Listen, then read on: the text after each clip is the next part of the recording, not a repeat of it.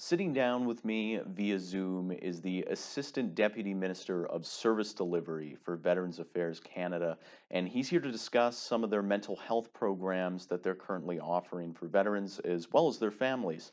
Stephen Harris, thanks so much for being here. You're welcome. Thank you. So, just to start things off, could you just tell me a little bit about some of these services that you guys are currently running?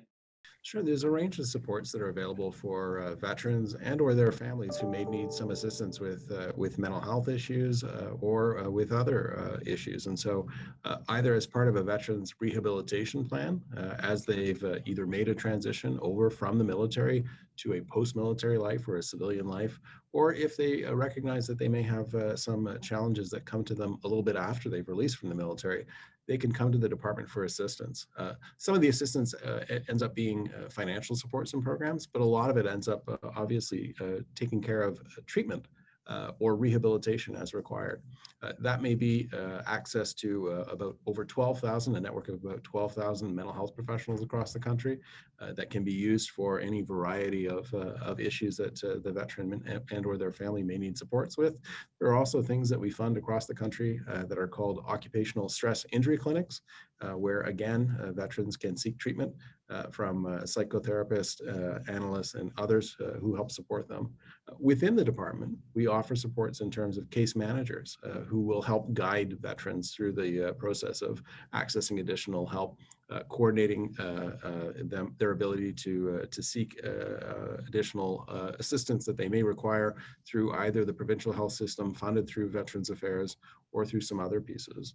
And with respect to families, I'd say, families can access supports and help both through assisting the veteran in their rehabilitation and participating in sessions that may support the veteran's well-being, but also through things like military family resource centers.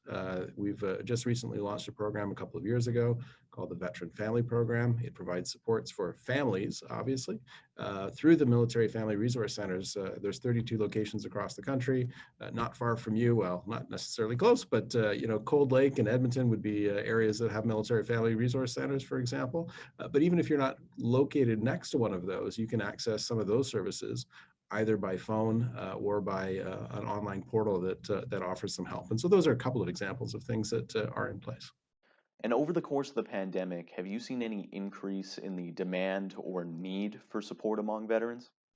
I think that one of the challenges that we've seen, Tate, is that the in-person service that people both sometimes like and are accustomed to wasn't something that was always available.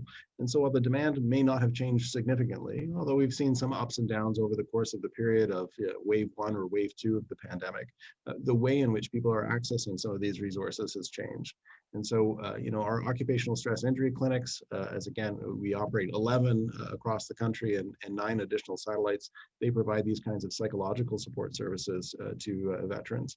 What they've done is transition from about 9% at the outset of the pandemic, so about March of last year, about 9% of those were done virtually, to about 90% being done virtually, in the months that followed. And so the network and the system in place to support veterans made that adaptation to ensure they could continue to access supports and services that they needed during the pandemic. And before we go, for any veterans who might be struggling or people who know a vet that's going through a tough time, where can they go to learn more about your support options?